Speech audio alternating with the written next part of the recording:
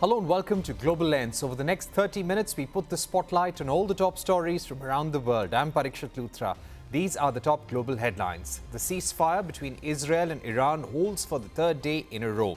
Top US officials cite new intelligence to back President Trump's claim that Iran's nuclear facilities have been destroyed. A defiant Ayatollah Khamenei says Iran delivered a heavy slap to the United States and placed down the strikes on nuclear places in Iran. Israeli forces kill over 90 people in Gaza in the last 24 hours. 3 people were killed in the West Bank after a confrontation between civilians and Israeli and security officials. This comes after President Trump claimed Israel and Hamas have begun a renewed push for a ceasefire. India refuses to sign the joint declaration at the Shanghai Cooperation Organization's meeting after it failed to mention the Pahalgam attack, but included the Jafar Express hijacking in Pakistan. Defence Minister Rajnath Singh slams double standards. This is the first visit to China by a cabinet minister since the Galwan clashes in 2020.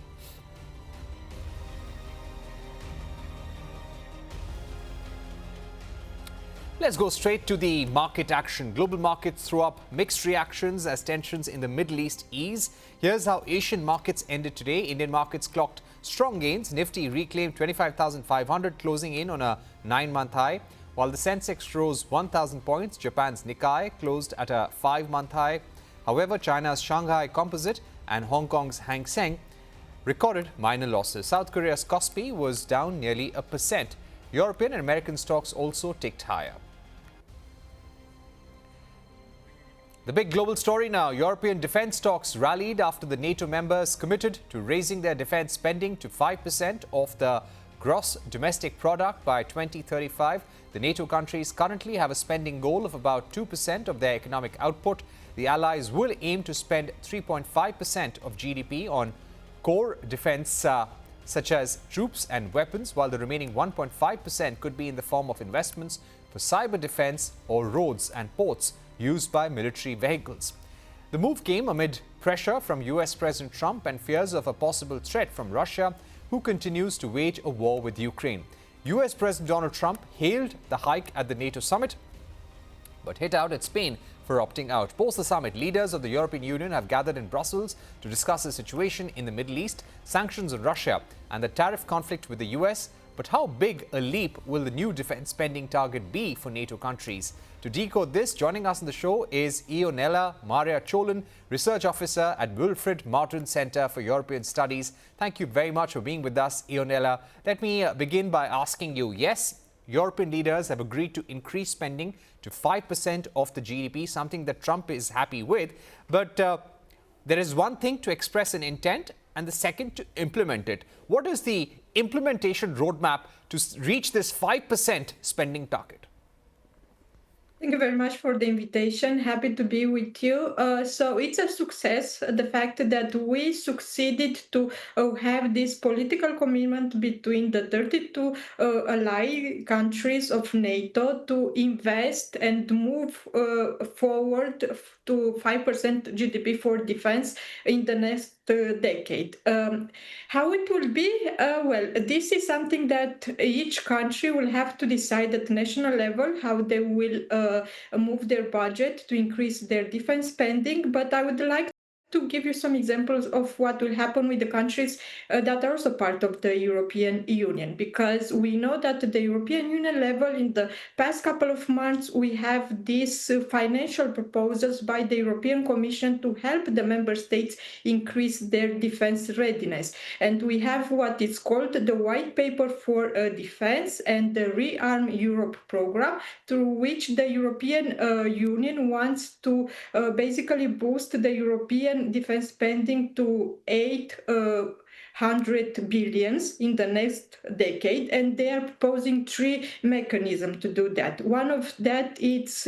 called the National Escape Clause, through which the European Commission basically lets the member states to borrow from the international markets up to 1.5 GDP per year that will be used exclusively only for defense investment for the next 4 years. And then we have a new financial instrument called SAFE, through which the European Commission also tries to boost the joint procurement and buying more European and together within the European countries. And here we have a sum around 150 billion of euros, which can be used. And in this amount also, of course, there is the idea to use this money also for cooperation with partner countries in the future, maybe India, who knows. So we have that. And then there is also the third option to try to also boost the private sector to invest more on defense and to basically increase the capital spent by the private sector on armament and boosting the defense production in Europe. Okay, Ionela, what we'd also like to ask you that in terms of defense spending, yes, there is a commitment to increase spending to 5% of the GDP. But in the near term, how do European leaders see the threat from Russia? Is there now a strong sense and belief among certain European countries that Russia will go beyond its mandate in Ukraine, may start attacking other nations in Europe? Yes, you actually asked the right question, because it's in Europe we have an issue in terms with the Russian threat. There is a growing threat that Russia might attack the eastern flank, so European Union, NATO countries on the eastern flank in the next years. The intelligence services are mentioning something between 2 years up to 8 years. We see that the German intelligence services are saying something about 2029. Then in this readiness 2013 plan of the European Commission, we take the next 5 years as crucial in preparing the European for the possibility that we might have a Russian attack. But then, of course, because we know that both NATO and the European Union are big organizations, and we have a different threat perception between the countries in the north part of Europe, eastern part of Europe, and the southern part of Europe. And that threat perception is also reflecting in how much they are spending on defense. And this was also one of the issues which was quite, challenging during the NATO summit, because currently we have most of the countries that are spending more than 20%. Some of them are already around 4%. They are the countries in the eastern flank who are on the border with the war in Ukraine, and they understand the Russian threat better. While the country on the southern part of Europe, they have other threat perceptions, and for them illegal migration, terrorism, or climate change are the main security threats, so they don't see the need to rapidly increase their defense spending.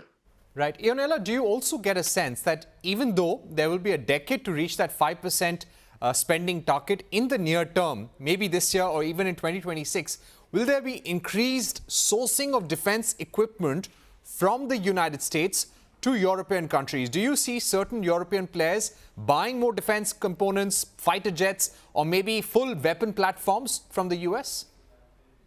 Yes, this is the main challenge when we are discussing about building the European defense market, because on one side we have this proposal that Europeans should buy more together and from European companies in order to increase the European defense industrial base. And on the other side, we know that currently, United States is the only country that can provide economies of scale. So which country can provide weapons which can be delivered fast and in enough quantity and quality, of course. And but on medium long term, this is the trend on which we are going. The Europeans will try to boost their internal defense market and buy more from Europe. Currently, we are buying between 50 to 63% from the from the external markets, especially from American market, the American companies. But in the future, we might see a balance between that, because we also have this document, what's called the European Defense Industrial Strategy, through which the European Union wants the member states to buy around 40% from European countries until 2030, moving to 60% until 2035, and to buy more together. This joint procurement will be crucial in developing the European defense market. All right. My question also would be about security guarantees from the United States. Do you think European leaders came out confident after this NATO summit that US will continue guaranteeing security for NATO allies?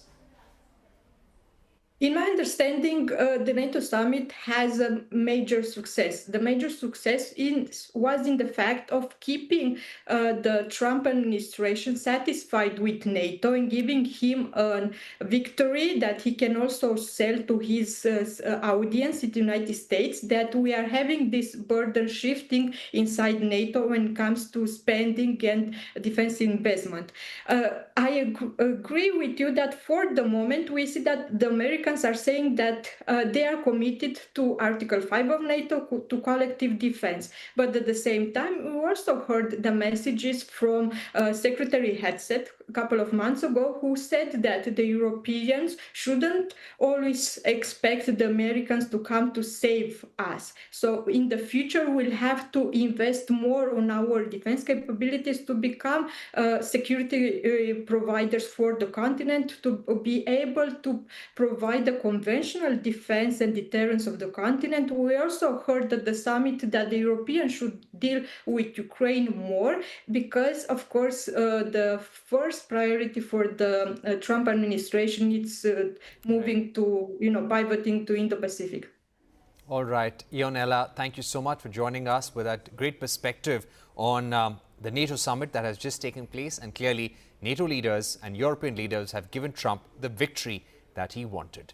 Moving on, Iran's Supreme Leader Ayatollah Ali Khamenei has declared victory over Israel in his first public remarks since the ceasefire was announced. In a defiant tone, Khamenei warned the US that any future attack could trigger retaliatory strikes on American military bases across the Middle East. He also called Iran's strikes on US base as a hard slap to America's face.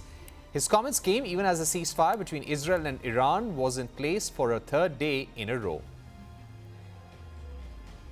Russia has said that it has repelled Ukrainian drone strikes targeting several cities, including Moscow. The country's army said that its air defenses intercepted multiple aerial bombs and shot down 335 Ukrainian drones. Meanwhile, Russian forces have taken control of another settlement in eastern Ukraine's Donetsk. This comes as Donald Trump said that the Russian president may have ambitions beyond Ukraine, calling him misguided. US President Donald Trump has hinted that he could choose US Federal Reserve Chair Jerome Powell's successor soon. Speaking at the NATO summit in Hague, President Trump continued his criticism of Powell and said that he has 3 to 4 people in mind for the job. Powell's term is set to end next year in May. Fashion retailer H&M posted weaker than expected sales in the quarter ending May. The world's second largest clothing retailer posted a revenue of nearly $6 billion. Operating margins slipped to just over 10%. However, the company expects an uptick in demand in the summer season. Global energy giant Shell refuted reports of any talks with rival BP over a potential $82 billion deal. Wall Street Journal reported that the talks are at an early stage, even as Shell dismisses the report as market speculation. Alibaba-affiliated Ant Group has launched a new AI-powered healthcare app called AQ, short form for Answer Your Question. The app is built on large language models from DeepSeek, Alibaba and Ant. The app allows users to consult AI avatars of real-life medical experts and gain fast-tracked access to hospital care if needed. Xiaomi has officially launched its first electric SUV, the U7, marking its official entry in the space. The luxury car will start at a little over $35,300. That's $1,400 cheaper than Tesla's Model Y. CEO Lei Jun claimed that the U7 beat the Tesla on a range of metrics, excluding driver assist. Time for a short break, but coming up, India refuses to sign the joint declaration at the Shanghai Cooperation Organization's meeting after it failed to mention the Pahalgam attack, but included the Jafar Express hijacking in Pakistan. We discuss India-China ties with former Ambassador to China, Gautam Bambawale, on the other side.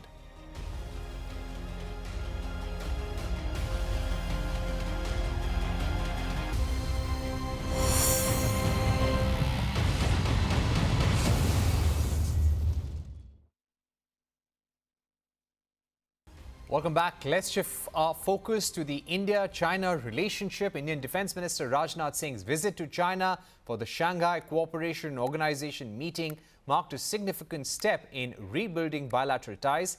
It is the first visit to China by an Indian minister since the Ladakh border standoff in 2020. Singh's visit also came in the backdrop of the recent visit of NSA Ajit Doval to China as part of SCO meetings and visit of Chinese Foreign Minister Sun Weidong to India to meet Vikram Misri. Despite these high-level meetings, several challenges continue. Take, for instance, China's ties with Pakistan. Rajnath Singh refused to endorse the SCO joint declaration because the Pahalgam terror attack was not mentioned. The statement instead mentioned the Jafar Express attack in Balochistan. Singh said that there is no room for terror or double standards.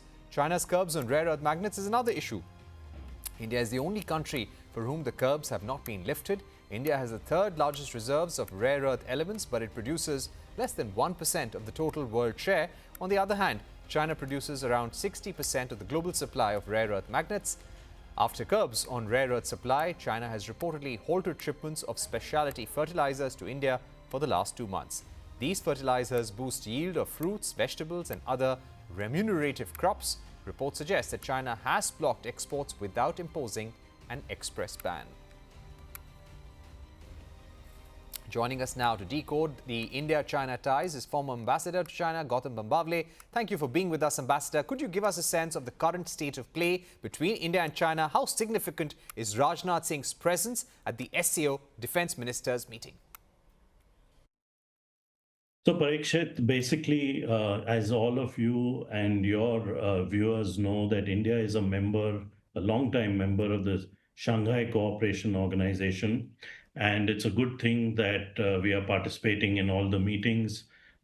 Physically, we had the National Security Advisor, Mr. Doval, going to Beijing and to China a few days ago. And now you have, of course, our Defense Minister, Mr. Rajnath Singh.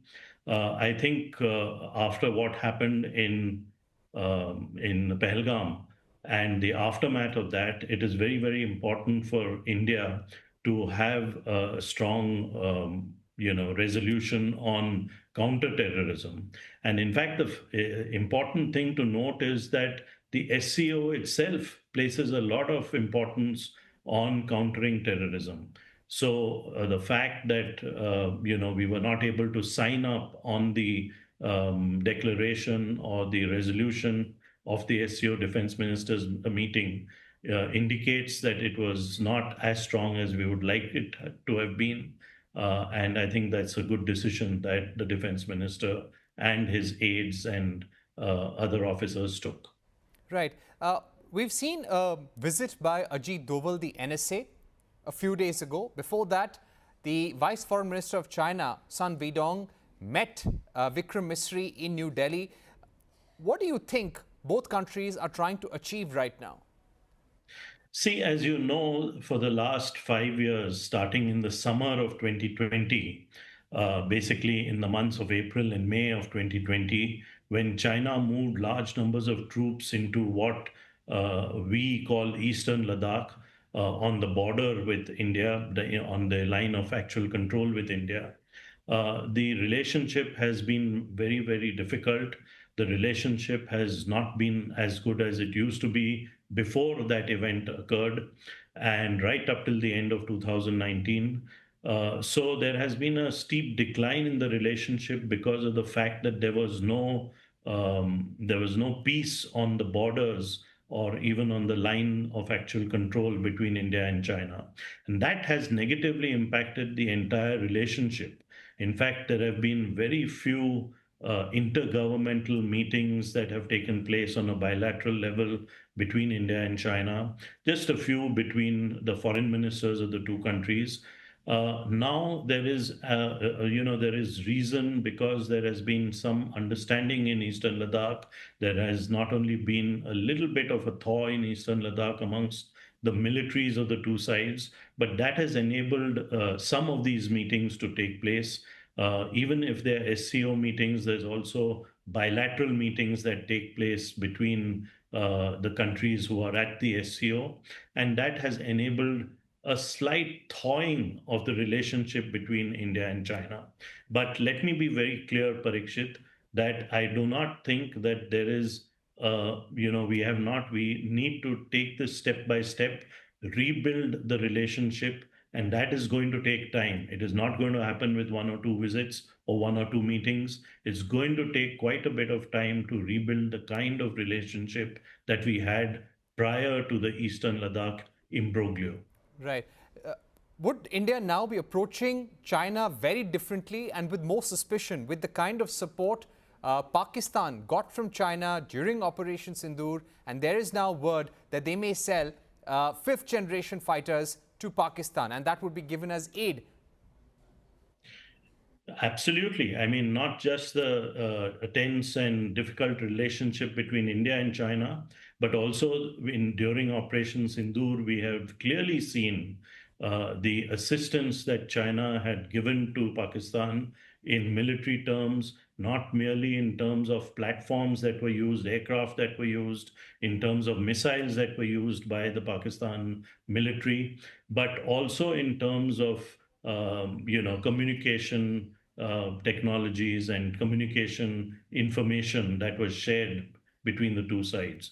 So obviously, there is going to be a difficult route and road to rebuild the India-China relationship, and we will have to factor in the very close, I would even call it, alliance between Pakistan and China. Right. Do you think in these three meetings that have taken place at the level of Vikram Misri, at the level of NSA Ajit Doval, and now Rajnath Singh, we would somehow be lodging a protest with the kind of closeness we saw between China and Pakistan during Operation Sindoor? Parikshit, I don't think, lodging protests is going to get anything. There is the fact on the ground is that both China and Pakistan find it in their national interest to work together. And obviously, one of the countries against which they're working together is aimed at is India. So that's a fact on the ground. We will have to work with that fact on the ground. We will have to ensure that we have the capability to defend our own territorial integrity and national sovereignty, which we showed very clearly that we do have during Operation Sindoor. But definitely, I don't think that protesting is going to create much of a difficulty, because there is a very important point that I'd like to make to your viewers, which is that go by actions, don't go by words. And protesting will be merely words which will not change the reality of the China-Pakistan close alliance that exists today. We will have to factor that into our decision making and also into our capabilities for protecting our own territorial integrity and national sovereignty. Right. I would also like to ask you about the rare earth magnet issue. China has started issuing licenses for rare earth magnets to companies in the US and Europe, but there is no change for India. We are not being even given an appointment for our industry bodies to go to Beijing and have a meeting. Why do you think that is happening? Is this because of the kind of actions that India has been taking since 2020 after the Galwan clashes to crack down on Chinese apps, TikTok, Chinese mobile phone companies? Is it something to do with all of that? Yes, it is. You're absolutely correct. They are trying to hit back, and they have found that they have leverage where these rare earth magnets are concerned, because they're very, very important in the Indian automobile industry, particularly the electric vehicle industry. And one of the only sources for these magnets is China, because those rare earth elements which go into these magnets are only available in China. So definitely they're trying to hit back to us, and the quicker Indian industry realizes it, and tries to find alternate supply chains.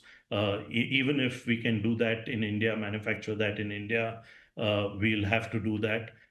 I think it's very, very clear that China is taking this kind of line and is trying to weaponize the trade that exists between India and China. All right. My final question to you would be, what do you think India will have to be wary of? After rare earth magnets, what could be some of the other sectors where China could try and put restrictions on India? We're already seeing reports about how the fertilizer supply chain could be impacted because of Chinese actions. Yeah.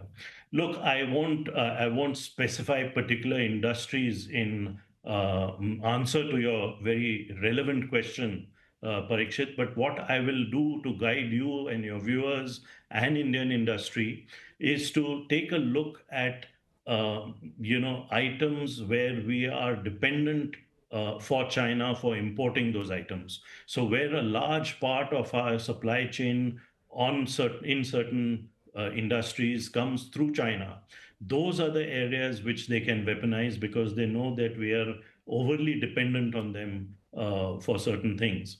For example, we know that a lot of the APIs in the pharma industry in India originate in China and are imported from China. Almost 70% of our API imports are from China, and I have a feeling that the Chinese will turn to that as the next area which they can weaponize in their trade with India. So look at these areas where we are overly dependent on China for our imports, and those could be areas which China could weaponize. So that could be lithium as well, and more electronic components, I'm guessing.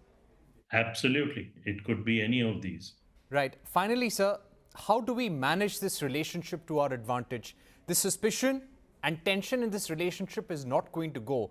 Will we be able to manage the relationship, or will it only get worse from here?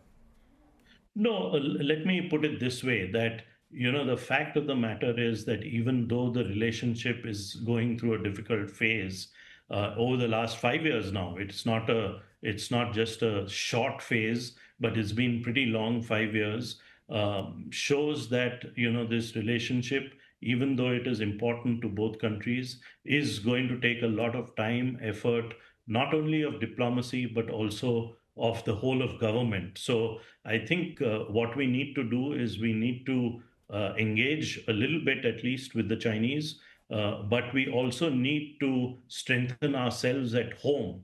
And that is absolutely crucial, Parikshit.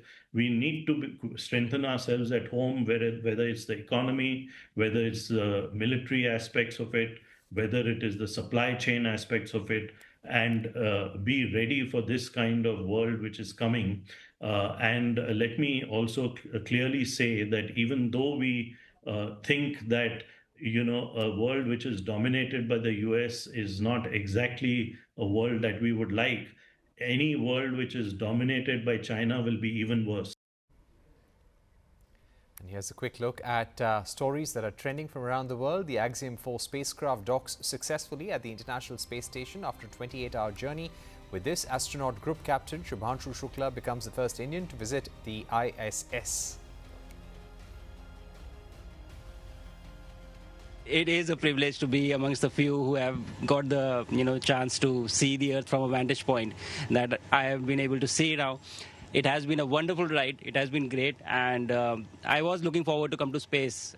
It is something to look forward to as such. But the minute I entered the International Space Station and you guys, this crew, you just made me feel so welcome, as if you literally opened your doors, like your house doors for us. That's true. So, but it was fantastic. I feel even better.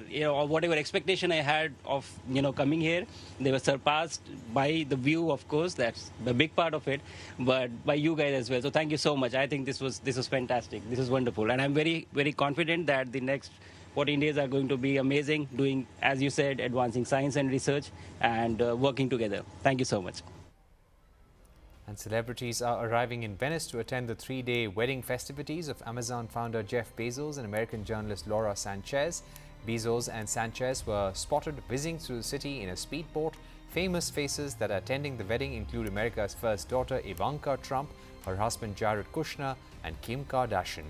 Venice locals have been protesting against Bezos ahead of the wedding, with signs posted around the city that read "No space for Bezos." Flights were cancelled and Yamagata Airport was closed in northern Japan after a black bear was spotted roaming around the runway. The bear was first sighted in the morning and reappeared again in the noon.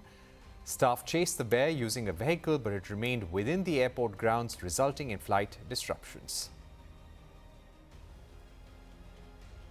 On Final Cut today, around 16 people in Kenya died after anti-government protests turned violent. The demonstrations marked the one-year anniversary of last year's deadly anti-government protests, which reignited after the death of a blogger in police custody. That's all for tonight. Thank you for watching Global Lens. Good night.